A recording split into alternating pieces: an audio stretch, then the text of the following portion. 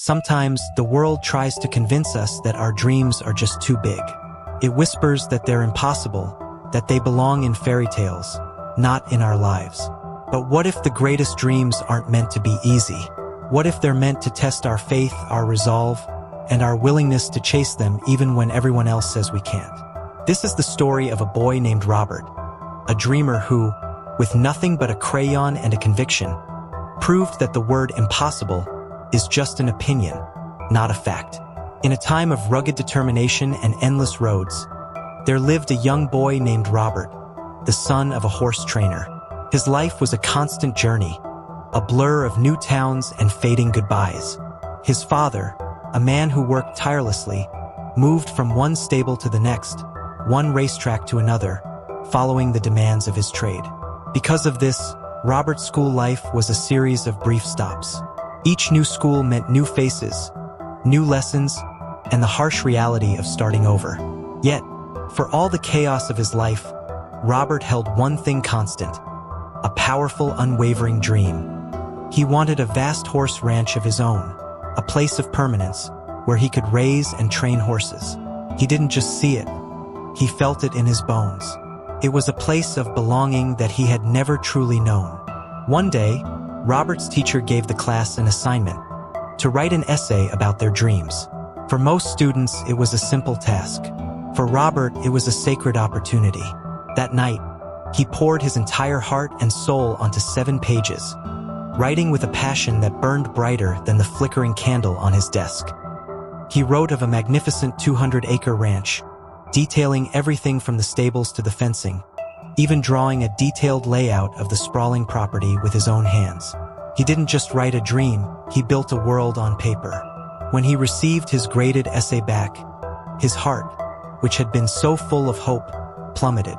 A large, crimson F was scrawled on the front page, with a note that simply said, "See me after class."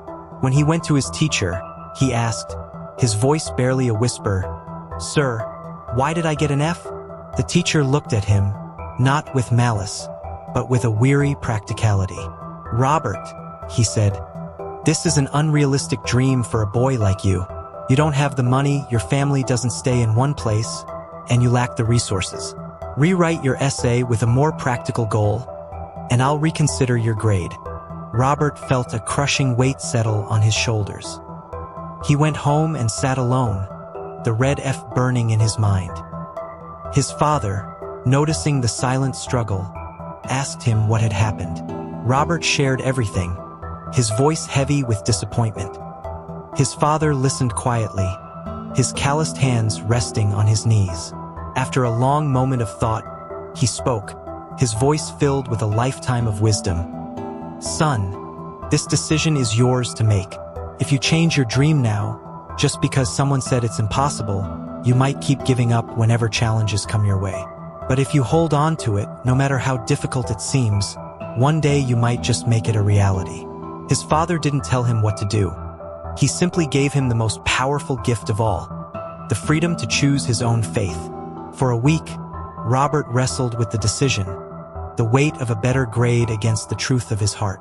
And in the end, he chose his dream. He walked into his teacher's office and submitted the very same essay, unchanged.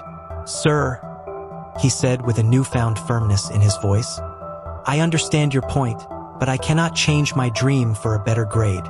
I will accept the F." The teacher looked at him for a long time, perhaps for the first time truly seeing the boy and the unyielding spirit within him.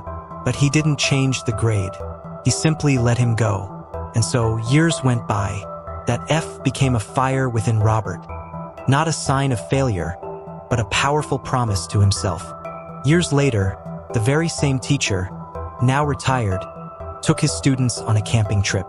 As they explored the beautiful countryside, they stumbled upon a vast and magnificent horse ranch. To the teacher's astonishment, the owner who came to greet them was none other than Robert. The teacher stood silently, gazing at the 200-acre ranch, a living replica of the drawing Robert had once submitted. A profound emotion washed over him, a mix of regret and awe. With a heavy heart, he confessed to Robert that he had given him an F not because the dream was impossible, but because it had been his own dream once. Life had convinced him that big dreams were only for paper, and he had tried to stop Robert from the same fate.